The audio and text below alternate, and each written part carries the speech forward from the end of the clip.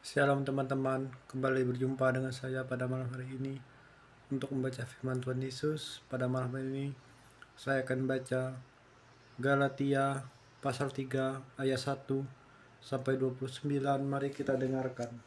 Perikop dibenarkan oleh karena iman. Hai orang-orang Galatia yang bodoh, siapakah yang telah mempesona kamu? Bukankah Yesus Kristus yang disalibkan itu telah dilukiskan dengan terang di depanmu? Hanya ini yang hendak ku ketahui daripada kamu. Adakah kamu telah menerima roh karena melakukan hukum Taurat atau karena percaya kepada pemberitaan Injil? Adakah kamu sebodoh itu? Kamu telah memulai dengan roh, maukah kamu sekarang mengakhirinya di dalam daging? Sia-siakah semua yang telah kamu alami sebanyak itu? Masakan sia-sia? Jadi bagaimana sekarang? Apakah ia yang menganugerahkan roh kepada kamu dengan berlimpah-limpah dan yang melakukan mujizat di antara kamu? Berbuat demikian karena kamu melakukan hukum Taurat atau karena kamu percaya kepada pemberitaan Injil? Secara itu jugalah Abraham percaya kepada Allah, maka Allah memperhitungkan hal itu kepadanya sebagai kebenarannya. Jadi kamu lihat bahwa mereka yang hidup dari iman, mereka itulah anak-anak Abraham. Dan kitab suci yang sebelumnya mengetahui bahwa Allah membenarkan orang-orang bukan Yahudi oleh karena iman, telah terlebih dahulu memberitakan Injil kepada Abraham. Oleh segala bangsa akan diberkati.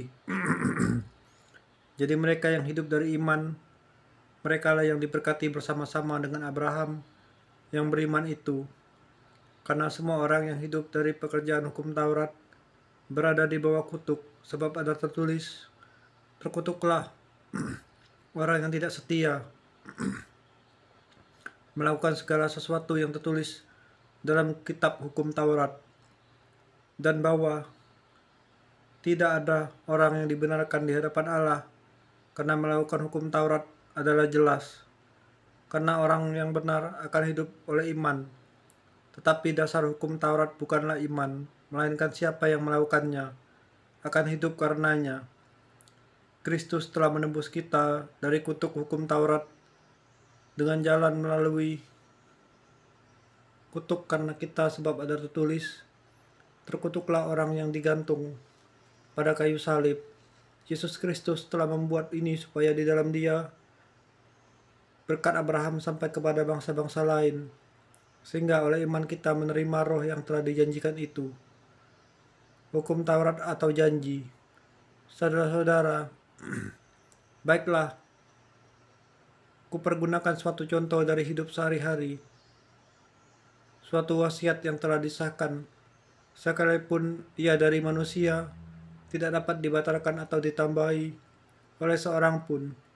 Adapun kepada Abraham diucapkan segala janji itu, dan kepada keturunannya, tidak dikatakan kepada keturunannya seolah-olah dimaksud banyak orang, tetapi hanya satu orang, dan kepada keturunanmu yaitu Kristus.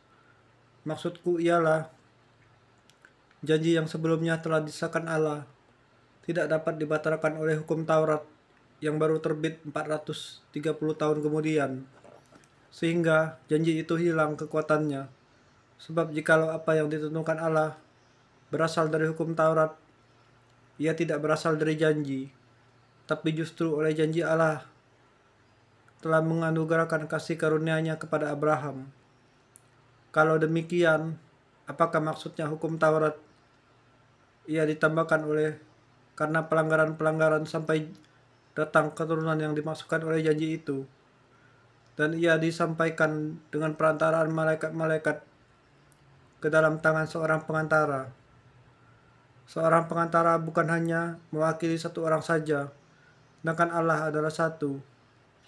Kalau demikian, bertentangkah hukum Taurat dengan janji-janji Allah? Sekali-kali tidak. Sebab andai kata hukum Taurat diberikan sebagai sesuatu yang dapat menghidupkan, maka memang kebenaran berasal dari hukum Taurat.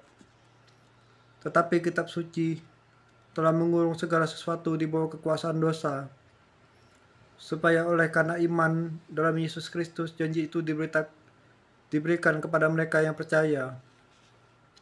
Sebelum iman itu datang, kita berada di bawah pengawalan hukum Taurat dan dikurung sampai iman itu telah dinyatakan. Jadi hukum Taurat adalah penuntun bagi kita sampai Kristus datang, supaya kita dibenarkan karena iman.